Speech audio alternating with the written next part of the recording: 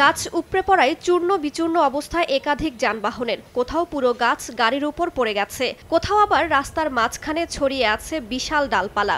এতে একদিকে যান চলাচল ব্যাহত হচ্ছে, অন্যদিকে বৃষ্টির পানিতে প্লাবিত রাজপথ।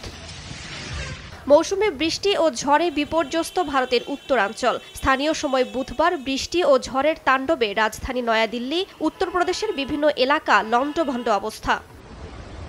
স্থানীয়রা জানান, মণিপুরী জেলায় সবচেয়ে ভয়াবহ পরিস্থিতি ছিল। অনেকেই ছাদে ঘুমিয়ে থাকায় ঝড়ের হাওয়ায় উড়ে যাওয়া টিনের চাল লেগে গুরুতর আহত হয়েছেন। আহতদের মধ্যে কয়েকজনের অবস্থা আশঙ্কাজনক বলে জানা গেছে। হঠাৎ আবহাওয়া পরিবর্তন, ভারী বৃষ্টি ও ঝড়ে কোথাও কোথাও টিনের চাল উড়ে গেছে, অনেকে আহত হয়েছেন। আগ্রায়ও ছিল তাণ্ডবের ছাপ।